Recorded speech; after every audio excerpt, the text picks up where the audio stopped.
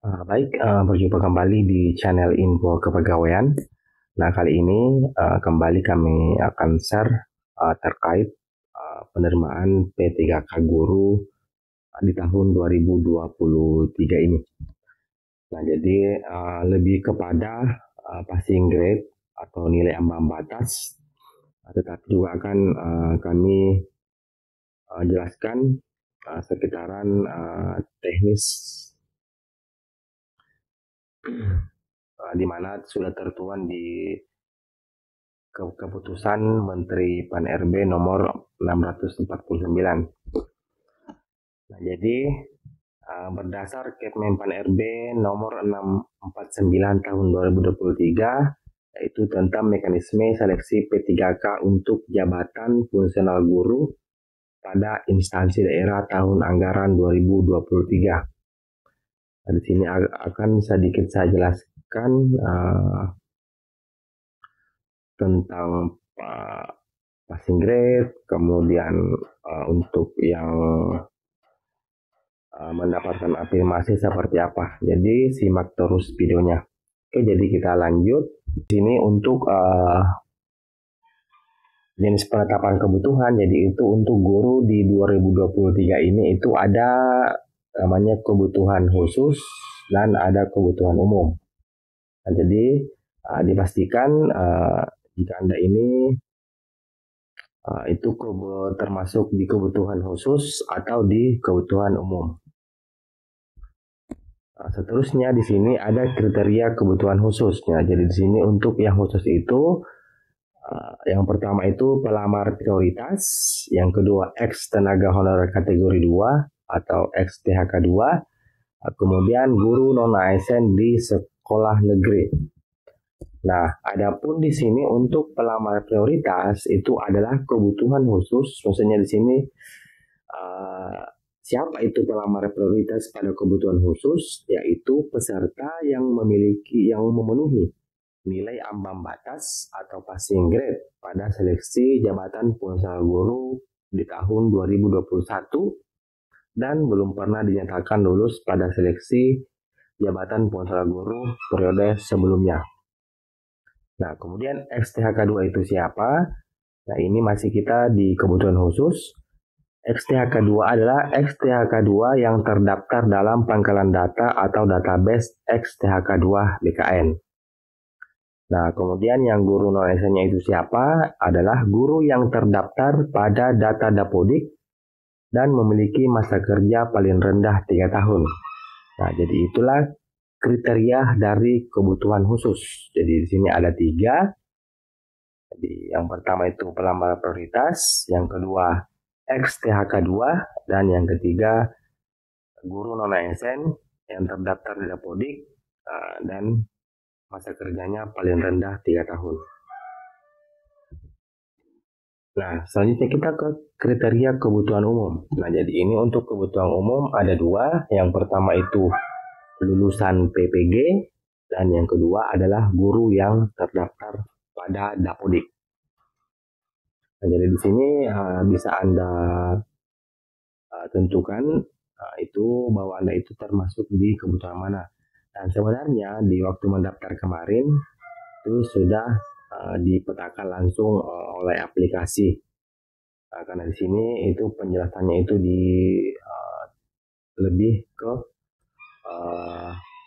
passing grade atau misalnya yang sudah tes kemarin itu di sini akan ada penjelasan apakah Anda itu ada kemungkinan untuk lolos atau seperti apa. Oke. Jadi ini. Nah, jadi untuk pelamaran lowongan kebutuhan itu didahulukan secara berurutan. Nah, jadi di sini yang pertama itu maksud saya diprioritaskan adalah pelamar prioritas.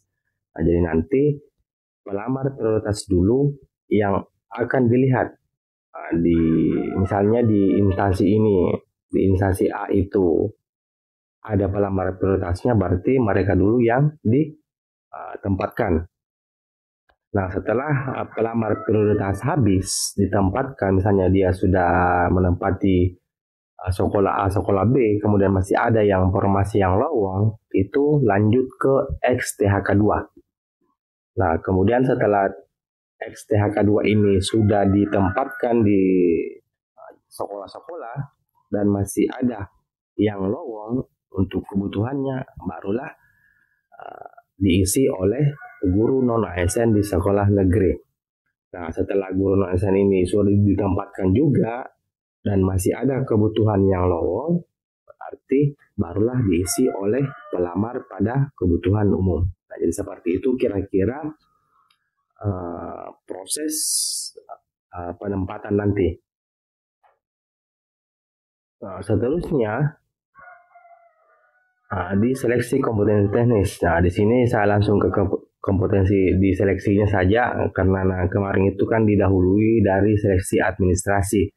Nah, jadi kemarin itu sudah banyak teman-teman guru yang melakukan seleksi menggunakan CATBKN, nah, di mana itu untuk kompetensi teknisnya itu berjumlah 90 soal, untuk manajerialnya berjumlah 25, kemudian sosial kultural itu berjumlah 20, dan terakhir wawancara itu 10 soal. Jadi ini semua dikemas dalam aplikasi dan langsung bisa dikerjakan semuanya saat ujian kemarin.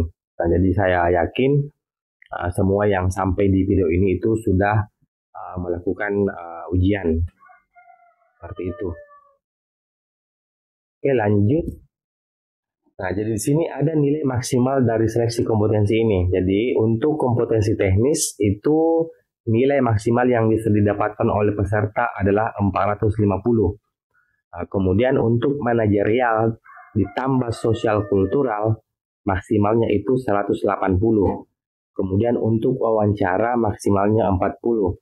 Nah, jadi kalau misalnya ada peserta yang menjawab benar semua, itu nilai maksimal yang didapatkan dari seluruhnya adalah 670.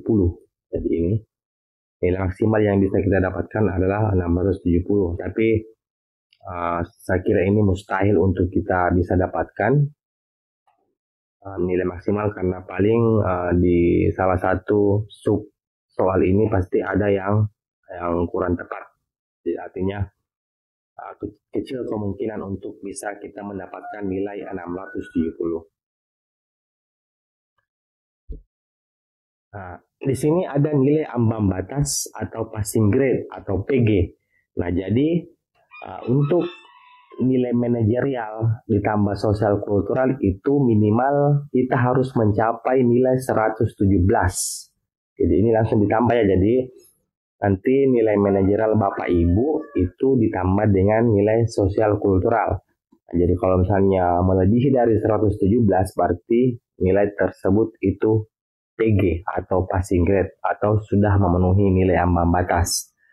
Kemudian ada nilai wawancara juga di mana tadi maksimalnya itu 40. Nah, untuk nilai ambang batasnya atau passing grade-nya itu hanya 24. Nah, jadi kalau misalnya nilai wawancara Bapak Ibu itu 25, artinya itu sudah PG.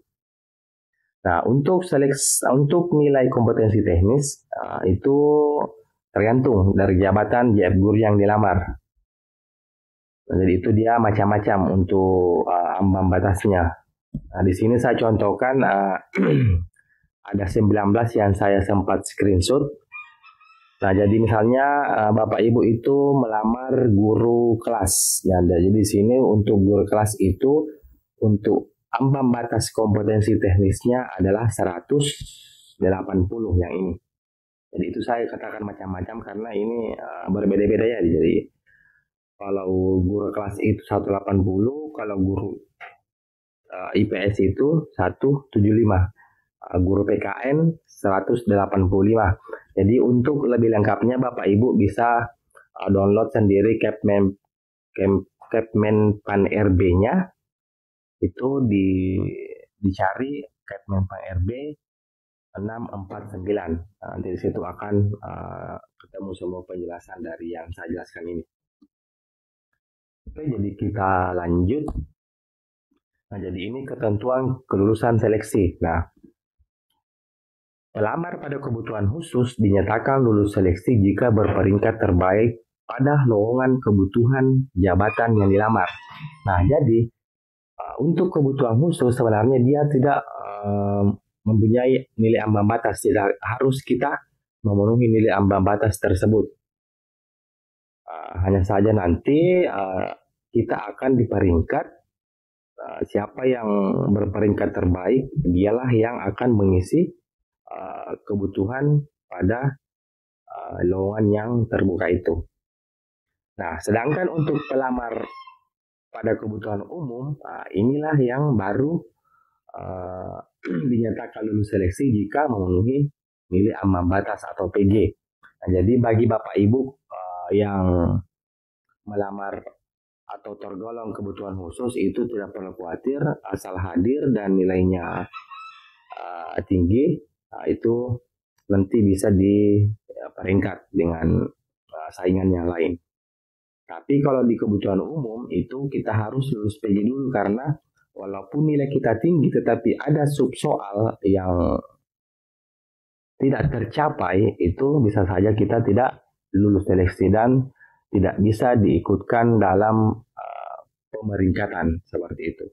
Jadi kalau untuk kebutuhan umum harus memenuhi dulu ambang batasnya, ada tadi